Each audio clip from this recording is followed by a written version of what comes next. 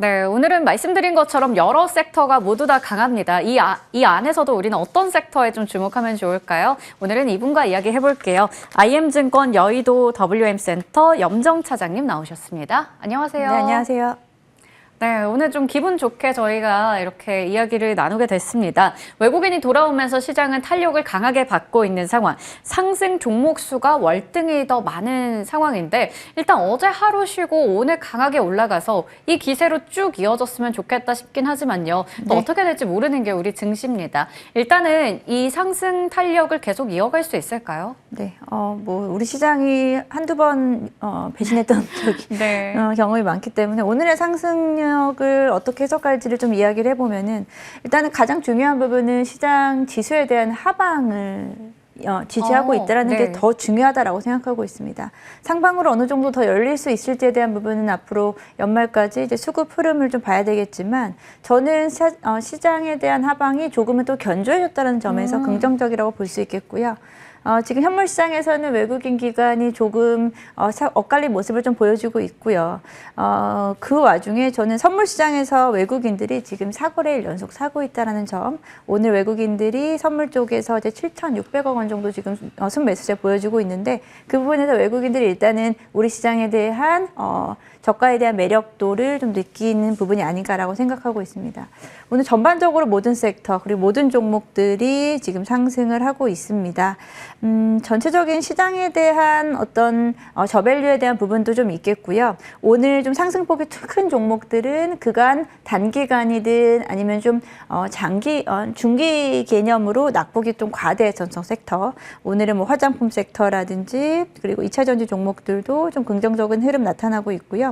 뭐 최근에 좀 단기적으로 쉬었었던 방산 섹터 이런 종목들이 좀 강하게 반등이 나오고 있다는 점 특징적이다라고 좀 볼 수 있겠습니다. 네, 시장의 전반적인 분위기부터 읽어봤는데요. 말씀해주신 것처럼 현선물 시장에서 외국인들의 수급이 중요한 역할을 하고 있습니다. 거기다가 금융주 중심으로 밸류업 관련주들도 잘 가고 있고 낙폭이 컸던 종목들, 섹터에 대한 반등도 우리가 주목해볼 필요가 있다라는 부분 짚어주셨어요. 여기서 또 대표적으로 낙폭 과대라고 한다면 화장품 섹터가 되지 않을까 싶습니다. 상반기에 너무나 잘 갔었던 주도 섹터기도 한데 일단은 뭐 피크아웃에 대한 우려 때문에 화장품 섹터가 다 우수수 떨어졌었잖아요. 하지만 오늘은 또 수급이 다시 들어오고 있어요. 일단 수출에 대해서도 역대 최고다라는 이야기 전해지고 있고 그리고 실적에 대한 기대감도 있는 것 같고 소비 시즌이나 중국의 부양 같은 여러 가지 이슈들이 붙었습니다. 계속 이어질 수 있을지도 궁금한데 먼저 오늘 화장품주의 상승 배경부터 좀 더 짚어볼까요? 네, 화장품 섹터는 한동안의 추세적인 부분에서는 3분기 이후 추세적으로 좀 꺾였었다라고 좀 볼 수 있겠고요.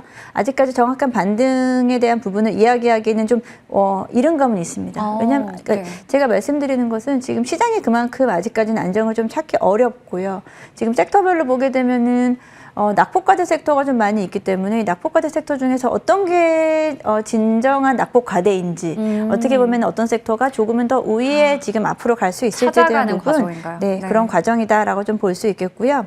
오늘 화장품 섹터의 전반적인 상승을 이야기하면은 아무래도 여전히 시장에서의 우려감 대비해서 낙폭이 좀 과대하다라는 점 그리고 올해 1월에서 11월까지의 화장품 수출 규모가 아직 잠정치긴 합니다만 최대 매출 성과를 이뤘다라는 통계 자료인데요. 계속해서 뭐 분기 단위로 월 단위로 분기 단위로 성장폭을 키워갔다가 사실은 2분기 실적을 기점으로 해서 피크아웃에 대한 논란이 있었고 3분기부터 화장품 섹터는 좀 다소 조정을 좀 받긴 했습니다. 종목별로는 사실 낙폭과대 종목들이 상당하고요. 섹터 전체적으로 봤을 때도 3분기 이후 주가는 다소 크게는 20에서 크게는 한 50% 정도까지 낙폭 과대했었다라고 볼 수 있겠는데 이번에 이제 수출에 대한 부분이 여전히 견조하다라는 부분 긍정적이다라고 볼 수 있겠고요. 개별적인 종목들에 대한 오늘 강한 반등세 특히나 뭐 VT 같은 종목 같은 지금 거의 상한가를 거의 지금 터치할 것으로 보여지고 있는데 VT 같은 경우에는 자회사 ENC에 대한 지분 추가에 대한 부분으로 경쟁력에 대한 부분을 강화할 수 있다라는 뉴스와 함께 개별적인 모멘텀이 좀 시장에서 강하게 이렇게 좀 작용을 하기 때문에 동반해서 다른 종목들도 상승폭을 좀 키워나가고 있는 분위기다라고 말씀드릴 수 있겠습니다. 네. 그리고 또 화장품도 마찬가지로 미국의 그 관세 영역에서 벗어날 수는 없었다. 그 우려가 좀 있었는데요.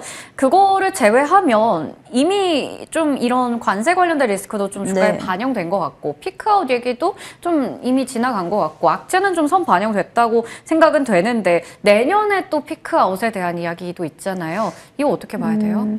일단 관세적인 부분을 먼저 말씀을 드리면, 이제 트럼프 리스크를 통해서 관세가 좀 집중될 것으로 되는 섹터들이 좀 초반에 흔들렸죠. 11월 이후에.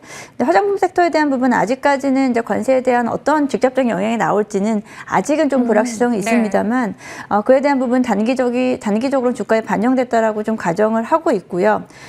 그리고 화장품 섹터는 지금 한동안 또 이런 화장품 섹터의 지금까지 흐름을 좀 간단히 말씀을 드리면, 기존에 이제 코로나 전으로는 고가 화장품에서 이제 코로나 이후에 중저가 화장품 쪽으로 사실 트렌드가 많이 바뀌었죠. 그리고 나서 1세대 중저가 브랜드들에 대한 선호도에서 인디 브랜드들의 어떤 시장의 팽창을 통해서 최근에는 그런 기존 1세대 브랜드들에 대한 어떤 선호도가 조금 약해지고 다양한 브랜드로 확대되는 구간이다라고 좀 볼 수 있겠습니다. 그렇기 때문에 시장도 다소 좀 혼조세를 좀 보여줬다라고 좀 생각을 하고 있고요. 여전히 그런 상황 속에서 시장은 확대되고 브랜드도 확대되고 중소 브랜드들이 조금 더 어떻게 보면 경쟁 구도가 좀 심해진다라고 좀 볼 수 있겠습니다. 그런 속에서 여전히 저는 우리 K뷰티에 대한 브랜드 인지도에 대한 그러니까 글로벌 경쟁력은 있다라고 생각하고요. 기존에 이제 중국 시장을 우리는 화장품을 타겟팅했다라면은 최근 들어서는 북미 시장을 좀 강조했었고요. 북미 쪽에서는 이제는 동남아라든지 중동 지역 쪽으로의 지역 확대가 이루어지고 있는 과정이기 때문에 여전히 이쪽에서는 성장 여력 남아있다라고 좀 보고 있습니다. 그래서 너무 과도한 시장에 대한 우려는 이제 좀 종목별로는 좀 차별화된 움직임 좀 가져갈 수 있을 거다라고 생각합니다. 네. 종목별로 차별화되는 움직임도 짚어주셨는데, 그러면요. 전반적으로 업황은 여전히 견조한 것으로 보이는 화장품 섹터 안에서도 옥석 가리기가 중요할까?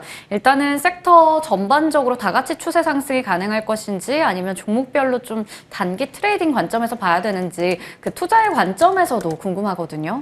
네, 앞서 말씀드렸듯이 지금 기존에 이제 한 차례 화장품 섹터의 어떤 호황기에서 종목별로, 그리고 화장품 섹터도 각각의 어떻게 보면은 역할 수행이 다른 부분이 있잖아요. 그렇죠. 예를 들어서 뭐 플랫폼 업체인 실리콘투가 있겠고, 브랜드사가 있겠고, 그에 대한 ODM 업체들도 있겠고, 이런 뭐 예를 들어 뭐 용기 업체도 있겠고, 사실 여러 섹터 내에서도 분류가 되는데, 각각의 어떤 영향력과 앞으로의 좀 성장 동력 자체가 좀 다르게 갈 수 있습니다. 그래서 이제는 종목별로는 조금은 추세적으로 다른 흐름을 만들어낼 수 있는 구간으로 진입했다. 최근에 주가 흐름도 낙폭에 대한 과대 종목들도 그런 흐름들이 좀 반영되면서 좀 가고 있다 말씀드릴 수 있겠습니다. 네. 그렇다면 이러한 우리가 아이디어를 바탕으로 화장품 섹터 안에서 어떤 종목을 좀 눈여겨보면 좋을까요? 네, 앞서 제가 말씀드렸듯이 이제 브랜드에 대한 무한 경쟁 시대가 됐어요. 고가 브랜드도 중저가 브랜드를 만들고, 중저가 기존의 브랜드들도 최근에 인디 브랜드들이 치고 올라오면서 그에 대한 경쟁이 내수에서도 치열하고, 그리고 해외 시장에도 치열하게 나타나고 있죠. 하지만 여기서 그러한 경쟁 속에서 살아남는 것은 어디일까요? 생산업체, ODM 업체다라고 생각을 합니다. ODM 업체들은 시장이 팽창될수록 그에 대한 수혜를 볼 수 있을 거다라고 좀 생각을 해서요. 오늘은 코스맥스를 좀 가지고 왔어요. 코스맥스도 참 진통이 많은 종목 중에 하나입니다. 코스맥스는 그 ODM 비중에서 이제 중국 법인에 대한 우리 리스크가 좀 있었기 때문에, 중국 법인에 대한 리스크, 그 안에서 이제 뭐 적자라든지 역성장에 대한 부분으로 인해서 주가가 크게 휘청거릴 때도 있었습니다만, 최근에는 중국 시장에 대한 대한 조금은 좀 개방적인 움직임에 따라서 그 부분이 많이 완화가 됐다라고 좀 볼 수 있겠고요. 여전히 이제 코스맥스의 고객사들, 이제 국내 고객사들 중심으로, 그리고 최근에는 동남아 법인 중심으로 성장폭이 조금 더 커지고 있다라고 이야기를 하고 있고요. 뭐 인도네시아 시장, 태국 시장에 대한 부분에서 성장성이 25%에서 40%까지 좀 확대되면서 지금 고객의 다변화 그리고 국가의 다변화가 좀 이루어지고 있는 구간이다라고 생각하고 있습니다. 여전히 중국에 대한 좀 리스크라든지 역성장은 좀 부담스러울 수 있겠지만 그 부분은 비용 절감이라든지 수익 이한 부분으로 조금은 좀 약화되는 부분으로 해석할 수 있겠고요. 4분기 같은 경우의 실적은 전년 대비해서는 성장세를 나타낼 수 있을 것으로 보고 있고요. 내년도의 목표 성장률이 15에서 20% 정도를 가져간다라고 합니다. 그만큼 지금 한동안 코스맥스 주가가 좀 눌린 상황 속에서도 상대적으로는 주가의 흐름이 최근 4분기 들어서는 안정적으로 좀 흐름이 좀 가고 있거든요. 지금 낙폭과대 쪽이요.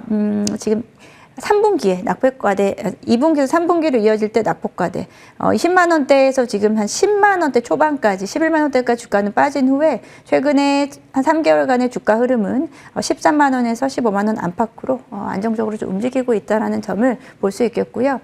여기서는 이제 하방을 좀 지지하는 건 한 13만 원에서 14만 원 사이 정도로 보고 있고요.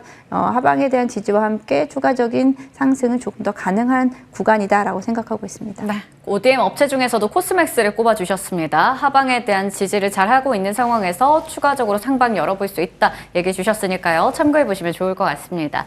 자, 그리고 저희 지난 시간에 추천해주신 하나투어요. 5일선에 타고 추세를 잘 유지하고 있습니다. 특히 여행 항공 쪽은 겨울에 성수기에 대한 기대감도 가져갈 수가 있는데 저희 하나투어 좀 더 보유해볼까요? 네, 하나투어 제가 기존에 지난주에 말씀드렸을 때도 주가가 장기 상승에 불구하고 주가가 좀 견조하게 움직일 수 있을 거다.